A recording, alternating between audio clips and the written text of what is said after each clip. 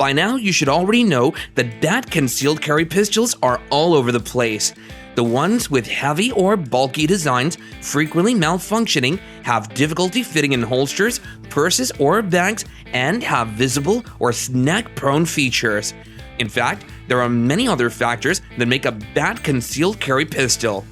While some pistols have marked an era, cementing their place firmly, some are disappointing, having so much hype and glamour around them, which has turned out to be a charade.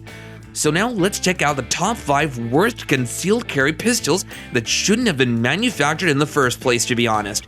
If you like more of this kind of content, all you have to do is subscribe to this channel and hit the bell icon so you can get notified whenever we make a new upload.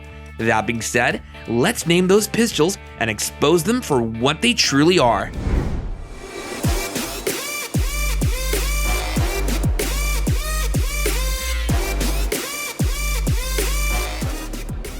For a pistol that's paraded as pocket-sized, the Taurus 738 TCP comes with many downsides that make it a bad fit for concealed carry.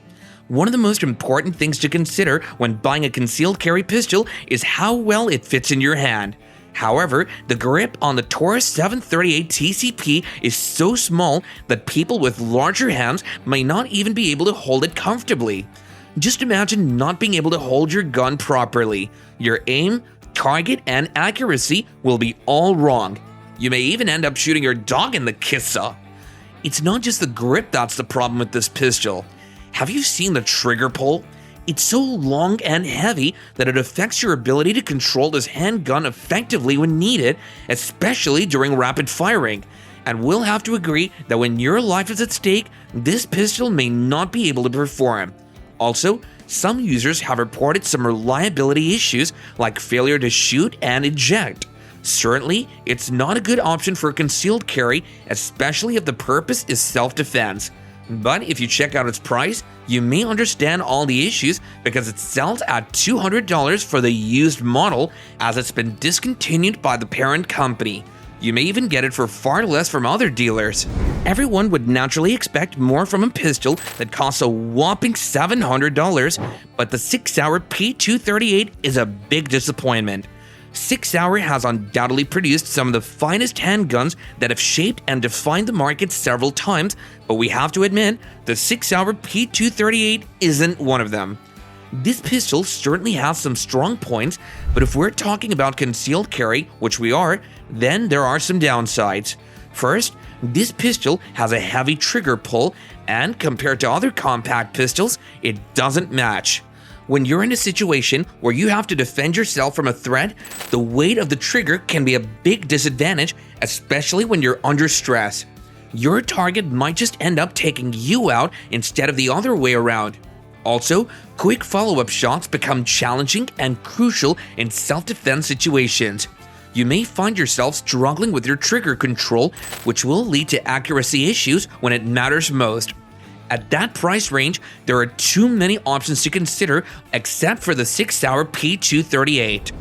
I just had a good laugh when I saw the price point for the Jimenez JA9, and when we mention it, you'll understand why it had to make this list. Before we go into all these details, we'd like to mention that this pistol is no longer in production, thank God, but the used versions are still on sale. Depending on where you're buying from, the used model sells for around $70, and trust me when I say you can even get it for less depending on the condition. But if you mean serious business, steer clear of the Jimenez JA9 for concealed carry unless you're looking for a toy for your son. Some users who are absolutely down for cheap pistols, not minding or being less concerned about how they perform, actually appreciate this pistol.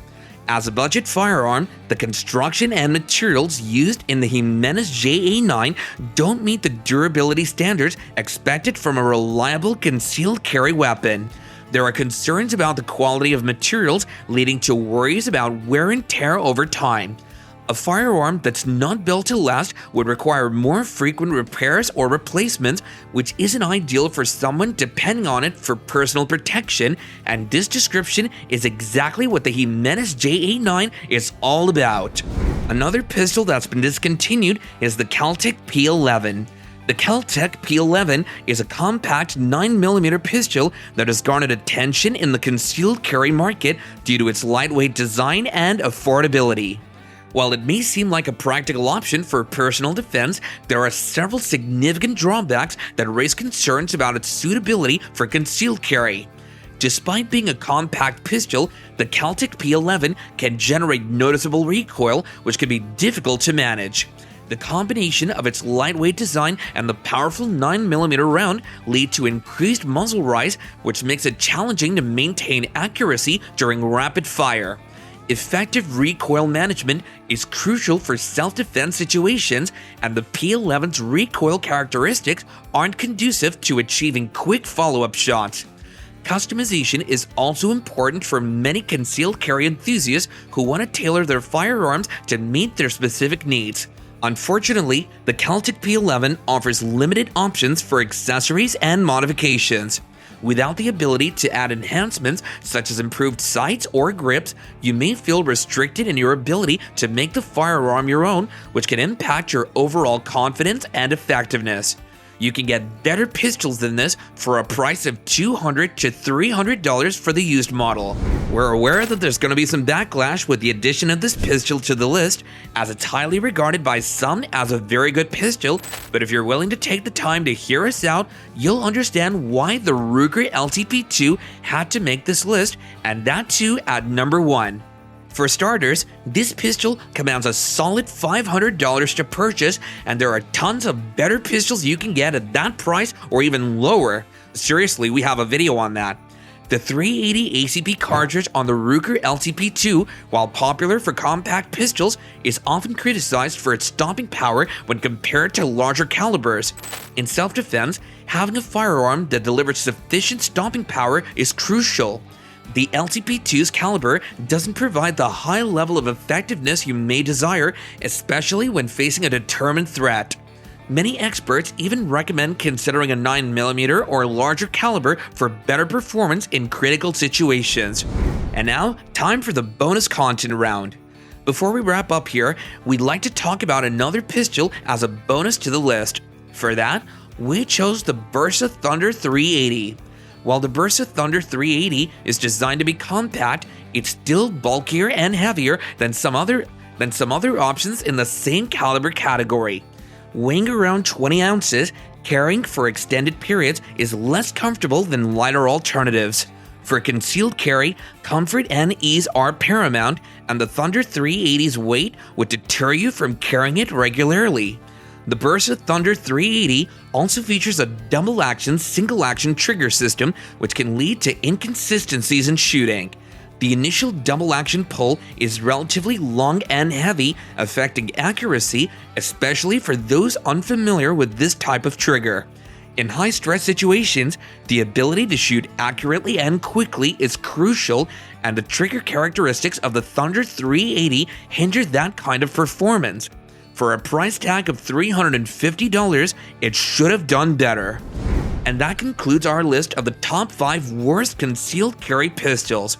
Remember that before you buy any pistol, all in the name of concealed carry, do your own research to be sure you're purchasing a good pistol. And now, we'd like to hear your thoughts. What do you think about these pistols? Do you own any one of them, or have you used any pistol on this list? Tell us about your experiences and we'll be checking.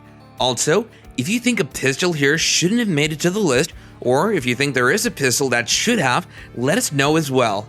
Don't forget to subscribe to our channel, like and share this video. Until our next one, stay safe and happy shooting.